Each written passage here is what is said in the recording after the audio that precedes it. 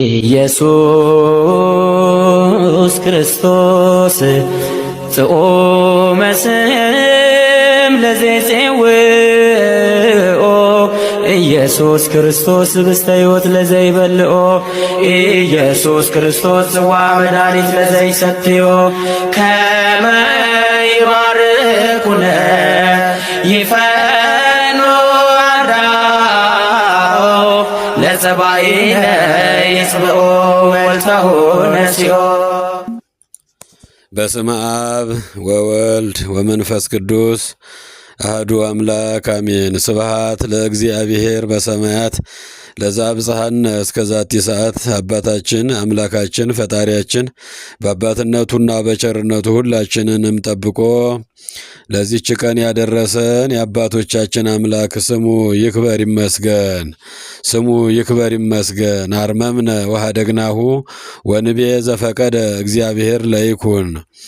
የጌታ ፈቃድ ይሁን ብለን ዝም አልን። የሐዋርያት ሥራ ምዕራፍ 1 ቁጥር 14 ላይ በደመ ክርስቶስ የተቀደሳችሁ ከአብራከ መንፈስ ቅዱስ ከማኅፀነ ዮርዳኖስ በ40 በ80 ቀናችሁ በጥምቀት የተወለዳችሁ በሩቅ አገር በውጭም ያላችሁ በውስጥም ያላችሁ ይሄ ድምፅ ይሄ ቃል የሚሰማችሁ የእግዚአብሔር ልጆች ሰላምታ ይድረሳችሁ። እንደምን አደራችሁ?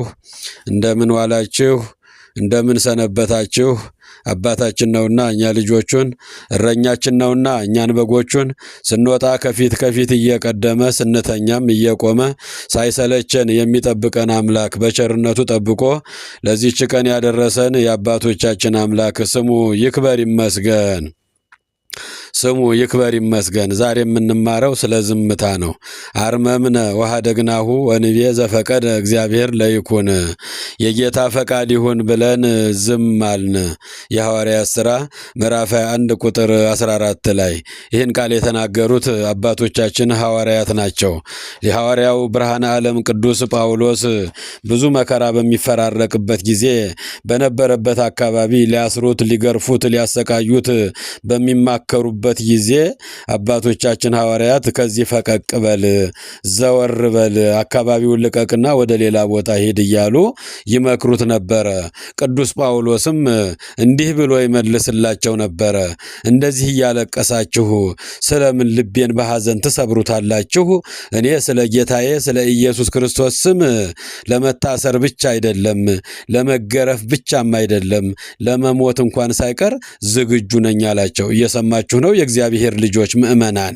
አያችሁ፣ በሃይማኖቴ ምክንያት፣ በእምነቴ ምክንያት፣ በእግዚአብሔር ምክንያት በጌታዬ በኢየሱስ ክርስቶስ ስም ለመታሰርም ብቻ አይደለም፣ ለመገረፍም ብቻ አይደለም፣ ሕይወቴን አሳልፌ ለመስዋዕትነት ለመስጠት ለመሞትም እንኳን ሳይቀር ዝግጁ ነኝ አላቸው አባቶቻችንን ሐዋርያትን። ያን ጊዜ ወሶበ አቤ አርመምነ ወኀደግናሁ ወንቤ ዘፈቀደ እግዚአብሔር ለይኩን።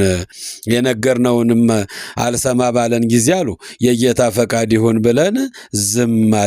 የሐዋርያት ሥራ ምዕራፍ 1 ቁጥር 14 ላይ ከፈጣሪው ከአምላኩ ከኢየሱስ ክርስቶስ የተማረው እውነተኛው ሐዋርያ ብርሃነ ዓለም ቅዱስ ጳውሎስ ለመገረፍ ብቻ አይደለም፣ ለመታሰር ብቻ አይደለም፣ ለመገፋት ብቻ አይደለም፣ ለመደብደብ ብቻ አይደለም፣ ለመሞትም እንኳ ሳይቀር ዝግጁ ነኝ አለ። ከፈጣሪው የተማረው ይሄንን ስለሆነ አምላካችን ለስም አጠራሩ ክብርና ምስጋና ይግባውና በቅዱስ ማቴዎስ ወንጌል ምዕራፍ 26 ከቁጥር 63 ላይ እንዲህ የሚል ቃል አለ። እጆቹን እግሮቹን አስረው አይሁዶች የእግዚአብሔር ልጆች ምእመናን በጲላጦስ አደባባይ ባቆሙት ጊዜ ብዙ ጥያቄ ይጠይቁት ነበረ። አንተ የእግዚአብሔር ልጅ ክርስቶስ እንደሆንክ እባክህ ንገረን ይሉት ነበረ። ኢየሱስም ዝም አለ ይላል መጽሐፍ ቅዱስ። አያችሁ፣ ዝምታን የተማረው ቅዱስ ጳውሎስ ከአምላኩ ከኢየሱስ ክርስቶስ ነው። አንተ የእግዚአብሔር ልጅ ክርስቶስ እንደሆንክ እባክህ ንገረን እያሉ ይጠይቁት ነበረ። እየደበደቡ በጥፊ በእርግጫ በጡጫ እየመቱ ይጠይቁትም ነበረ።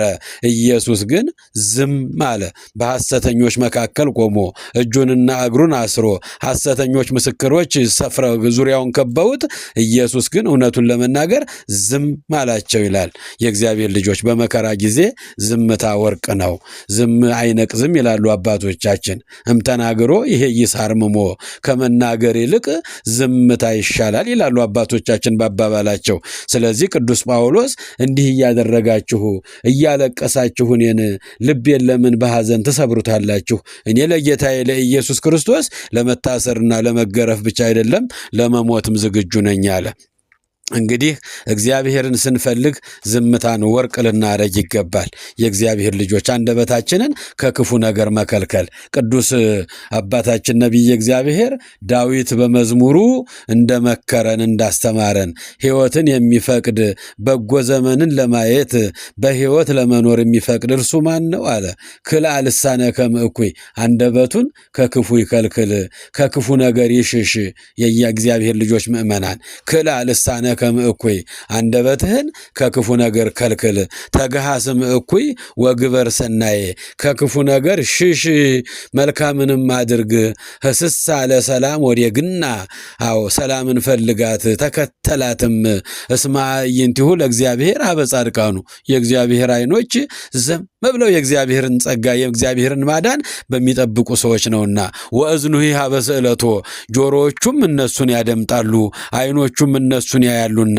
የእግዚአብሔር ልጆች ዓይኖቹ እንዲያውን ጆሮቹ እንዲያደምጡን ጾማችን ጾም ሆኖ በእግዚአብሔር ፊት እንዲቀበልልን አምላካችን ዝም አንደበታችንን ከክፉ ነገር ዝም ማድረግ አለብን። በትንቢተ ኤርምያስ ምዕራፍ 3 ቁጥር 26 ላይ ሰው ዝም ብሎ የአምላኩን የእግዚአብሔርን ማዳን ተስፋ ቢያደርግ መልካም ነው። አያችሁ፣ መጽሐፍ ቅዱስ ሕያውና ዘላለማዊ የአምላካችን ቃሉ ሰው ዝም ብሎ ከክፉ ነገር ተከልክሎ ሐሰቱን ውሸቱን ከመናገር ሐሜቱን አሉባልታውን ከመናገር ተከልክሎ ሰው ዝም ብሎ ጸጥ ብሎ የእግዚአብሔርን ማዳን ተስፋ ቢያደርግ መልካም ነው። ነቢየ እግዚአብሔር ኤርምያስ በሰቆቃወ ኤርምያስ ምዕራፍ 3 ቁጥር 26 ላይ የምናገኘው ሕያውና ዘላለማዊ ቃል ነው። እግዚአብሔር በዝምታ ይገኛል። እግዚአብሔር በትዕግስት ይገኛል። በጾማችን ውስጥ ትዕግስትን፣ ዝምታን ልናዘወትር ይገባል። የእግዚአብሔር ልጆች በአራተኛው መቶ ክፍለ ዘመን በዜና አበው ላይ በተጻፈ መጽሐፍ ላይ በአራተኛው መቶ ክፍለ ዘመን እግዚአብሔርን እፈልጋለሁ ብሎ ዓለምን ከነመርገም ጨርቋ ጥሎ ወደ ገዳም የገባ አንድ ባህታዊ አንድ መነኩሴ ነበር ይላል። በዜና አበው ላይ ከገዳም ገብቶ ብዙ ፈተናም ተደራረበበት። ገዳም ድረስ ተከትሎት ፈተናው ገብቶ ነበርና በሰዎች ላይ እያደረ ይፈትነው ነበረ። በውስጡም ባለ ስሜት ከራሱ ሰውነትም በብዙ ስሜቶች ይፈተን ነበረ። ከዕለታት አንድ ቀን ወደ አባ መቃርዮስ ጠጋ አለና አባቴ ሆይ ከፈጣሪ ጋር ያስታርቁኝ፣ ከፈጣሪ ለመገናኘት ዓለምን ንቄ ሀብቴን ንብረቴን ትቼ በዚህ ገዳም እኖራለሁ ብዬ መጥቼ ነበረ። ፈተናው ከበደኝ አባቴ ምን ላድርግ ብሎ ወደ አባ መቃርዮስ ጠጋ ብሎ ከሳቸው ምክር ሊቀበል ወደ እሳቸው ሄደ። የእግዚአብሔር ልጆች ሲከፋን፣ ሲጨንቀን፣ ግራ ሲገባን፣ መንገዱ ሲጠፋብን ወደ ነፍስ አባቶቻችን እንሄዳለን። ወደ ነፍስ አባቶቻችን ወደ እውነተኞቹ መምህራን እንጠጋለን። ከነሱ ምክር ከነሱ ጸሎት እናገኛለን። የእግዚአብሔር ልጆች አያችሁ፣ ከዚህ አባት የምንማረው ሲጨንቀው ሲከብደው ዓለም ፈተናው ሳበዛበት ወደ አባ መቃርዮስ ሄደና በጉልበታቸው ላይ ድፍታለና አባቴ ከፈጣሪ ጋር የምገናኝበትን መንገዱን አሳዩኝ። ፈተናው ከበደኝ። ይህንን ገዳም ትቼ ለመውጣት ትንሽ ነው የቀረኝ። ብዙ ፈተና እየተደራረበብኝ ነው። አምላኬን ለማግኘት ፈጣሪን ለማግኘት ምንድነው ማድረግ ያለብኝ? አባቴ ባክዎት ምክር ይስጡኝ፣ በጸሎት የሚያግዙኝ አላቸው። የዚህ ጊዜ አባታችን አባ መቃርዮስ እንዲህ ብለው በምሳሌ ምክር ሰጡት። የእግዚአብሔር ልጆች በምሳሌ አባቶቻችን ያስተምራሉ፣ ይመክራሉ። እግዚአብሔር በአንድም በሌላም ይናገራል፣ ያስተምራል፣ ይመክራል፣ ይገስጻል። ሰው ግን አያስተውልም ይላል መጽሐፈ ኢዮብ ምዕራፍ 33 ቁጥር 12 ላይ እግዚአብሔር በተለያየ መንገድ ያስተምራል። አባታችንም ትምህርት ሊሰጡት ስለፈለጉ በምሳሌ ይህን አባት ማስተማር ጀመሩ። በምሳሌም እንዲህ ብለው አስተማሩት። ልጄ የማዝህን ሁሉ አድርግ አሉት። እሺ ዘዙኝ፣ ይታዘዛለሁ አለ። በልሂድና በመቃብር መካከል ቁምና በሞቱት መካከል መቃብራቸው ላይ ቆመህ ክፉ ክፉ ነገር አድርግባቸው፣ ስደባቸው፣ አንጓጣቸው፣ ትፋባቸው አሉት። አያችሁ የእግዚአብሔር ልጆች ምእመናን፣ ያን ጊዜ እንዲህ ብለው ላኩት። ወደ መቃብር መካከል ሂድና በመቃብሩ ላይ ቁምና በመቃብር የተኙትን ሰዎች እላያቸው ላይ ቁምና ስደባቸው፣ ክፉ ክፉ ነገር አድርግባቸው፣ በድንጋይ ምታቸው፣ ደብድባቸው አሉት። አባታችን እሺ ብሎ ሄደ። እሱም በታዘዘው መሰረት ወደዚያ ሄዶ አባታችን ባዘዙት መሰረት በመቃብራቸው ላይ ቆሞ እናንት ክፉ ሰዎች፣ እናንት ኃጢአተኞች፣ እናንት በደለኞች እያለ በድንጋይ መደብደብ ጀመረ። ደብድቧቸው፣ ሰድቧቸው፣ ተፍቶባቸው ተመልሶ ወደ አባ መቃሪ ሄደ። እየሰማችሁኝ ነው? ከቃሉ ጋር ናችሁ? እግዚአብሔር በያላችሁበት ከሁላችሁ ጋር ይሁን። ወደ አባ መቃሪ ተመልሶ ሄደ። አባ መቃሪንም ሄጄ በመቃብር ላይ ቆሜ በድንጋይ ደበደብኳቸው፣ በአፌም ሰደብኳቸው፣ ምራቄንም ተፋሁባቸው፣ ተመልሼ መጣሁ ልነግረዎት አላቸው። ምን አሉህ? ምን አደረጉብህ አሉት። እሱም ዝም አሉኝ ሁሉም አላቸው። እየሰማችሁ ነው? ዝም አሉኝ አላቸው። በል ደግሞ ተመልሰህ ነገ ጠዋት ሂድና ደግሞ አሁን ደግሞ ሂድና እናንት ቅዱሳን እናንት ደጋግ ብለህ አመስግናቸው፣ መርቃቸው የሚልሁን ትነግረኛለህ አሉት። ሄዶ በማግስቱ በመቃብራቸው ላይ ሆሞ እናንት ቅዱሳን፣ እናንት ጻድቃን፣ እናንት ጿሚዎች፣ እናንት ጸሎተኞች፣ ትናንት ስትጸልዩ ስታበሉ ስታጠጡ የነበራችሁ እናንት ደጋግ ሰዎች አለ እያለ ያመሰግናቸው ዘመረ። አመስግኖ ሲጨርስ ያን ጊዜ ወደ አባታችን ወደ አባ መቃሪ ተመልሶ ሄደ። እናንት ቅዱሳን ጻድቃን ደጋጎች እያለ ሲናገር ቆይቶ መቃብሩም ዝም አለው። ተመልሶም ለአባ መቃሪ የሆነውን ሁሉ ነገራቸው። ምን አሉህ አሉት። ምን አልካቸው አሉት። እናንት ጻድቃን፣ እናንት ቅዱሳን፣ እናንት ደጋጎች፣ እናንት ስታበሉ ስታጠጡ ስትጾሙ ስትጸልዩ ዓለምን ድል ያደረጋችሁ አልኳቸው አሉት። ምን አሉህ እነሱ አሉት። ዝም አሉኛ አላቸው። የእግዚአብሔር ልጆች አያችሁ ዝምታ። አው ሰው ዝም ብሎ የእግዚአብሔርን ማዳን ተስፋ ቢያደርግ መልካም ነው። ሰቆቃወ ኤርምያስ ምዕራፍ 3 ቁጥር 26 ላይ አባቶቻችን ሐዋርያትም እንግዲህ ምክራችንን ስላልተቀበለን የጌታ ፈቃድ ይሁን ብለን ዝም አልን። ከዝምታ በረከት አለ፣ ከዝምታ ቸርነት አለ፣ ከዝምታ ብዙ ነገር ስጦታ አለ። የእግዚአብሔር ስጦታ ይመጣልናል። የእግዚአብሔር ልጆች ምእመናን ተመልሶ ወደ አባ መቃሪ መጣ፣ ነገራቸው፣ አመሰገንኳቸው፣ መረቅኳቸው፣ ቅዱስ ቅዱስ አልኳቸው አሉት። ምን አሉህ አሉት። ዝም አሉኝ አላቸው። ልጄ እግዚአብሔርን ለማግኘት ነው ከዓለም የመጣኸው አሉት። አዎ አባቴ እግዚአብሔርን ፈልጌ ዓለምን ንቄ ነው ወደዚህ ገዳም የመጣሁት አላቸው። እንግዲያስ እግዚአብሔርን ለማግኘት ከሆነ የመጣኸው አንተም እንደ ሞተ ሰው ሆነህ ዝም ብለህ ኑር አላቸው። የእግዚአብሔር ልጆች ምእመናን ሲሰድቡህ ዝም በል፣ ሲሰድቡህ ሲያጠፉብህ ሲከፉብህ ዝም በል፣ ሲተቹህ ዝም በል፣ ብዙ መከራ ሲያፈራርቁብህ ዝም በል። ዝም ካልክ በረከት ታገኛለህ። ዝም ካልክ ጽድቅ ታገኛለህ። አምላክህ ኢየሱስ ክርስቶስን አስታውሰው። አዎ አንተ የእግዚአብሔር ልጅ ከሆንክ እስኪ ንገረን እያሉ እጁንና እግሩን አስረው በሐሰት ምስክር ቋቁመው ሐሰት ፈራጆች ፊት ቆሞ እባክህ ንገረን አንተ ኢየሱስ ነህ እያሉ የእግዚአብሔር ልጅ ነህ እያሉ ሲጠይቁት እርሱ ግን ዝም አለ ይላል። እሱን ለማግኘት ከሆነ ዝምታን ገንዘብ አድርግ ብለው አባታችን መከሩት። የሰማችሁ ነው የእግዚአብሔር ልጆች። እግዚአብሔር ለማግኘት ከሆነ የመጣኸው ዓለምን ንቀህ እግዚአብሔርን ፈልገህ ከሆነ የመጣኸው አንተም በዚህ ገዳም ላይ ብዙ መከራ ሲፈራረቅብህ ዝም ብለህ ኑር። ዝምታ የእግዚአብሔርን መንገድ ማግኛ ነው። ሰው ዝም ብሎ የእግዚአብሔርን ማዳን ተስፋ ቢያደርግ መልካም ነው። አያችሁ መጽሐፈ ምሳሌ ምዕራፍ 11 ቁጥር 12 ላይ አስተዋይ ሰው ግን ዝም ይላል መጽሐፍ ቅዱስ። አስተዋይ ሰው፣ ጥበበኛ ሰው፣ ሃይማኖተኛ ሰው፣ እግዚአብሔርን የሚፈራ ሰው አይቀባጥርም፣ ዝም ይላል። አያችሁ በዝምታ በረከት ስላለ። አባታችን ጻድቁ ኢዮብም ኢዮብ 33 ላይ አንተ ዝም በል እኔ እናገራለሁ ይላል። አንተ ዝም በል እኔ ጥበብን አስተምርሃለሁ ይላል እግዚአብሔር በጠቢቡ በጻድቁ በኢዮብ ላይ አድሮ። የእግዚአብሔር ልጆች አዎ ትንቢተ ሶፎንያስ ምዕራፍ 1 ቁጥር 7 ላይ እንዲህ የሚል ቃል አለ። የእግዚአብሔር ቀን ቀርቧልና የእግዚአብሔር ጊዜ ደርሷልና የጠራቸውንም ቀድሷልና በጌታ በእግዚአብሔር ፊት ሁል ጊዜ ዝም በሉ ነው የሚለው መጽሐፍ ቅዱስ። ዝም በሉ ነው። ዳዊትም ያለን አንደበታችሁን ከክፉ ነገር ከልክሉ፣ ከክፉ ነገር ሽሹ፣ መልካምንም አድርጉ፣ መልካምን ነገር ተከተሉ፣ እሷን ብቻ ፈልጉ። የእግዚአብሔር ዓይኖች ወደ እነሱ ናቸውና ጆሮዎቹም እነሱን ያደምጣሉ፣ ዓይኖቹም እነሱን ያያሉና። በጾማችን በጸሎታችን እግዚአብሔር በበረከት ከኛ ጋር እንዲሆን ጾማችንና ጸሎታችን ፍሬ እንድናገኝበት ፍሬ አልባ ሆነን 40 ቀን በከንቱ እንዳያልፍብን አንደበታችንን ከክፉ ነገር መከልከል አለብን።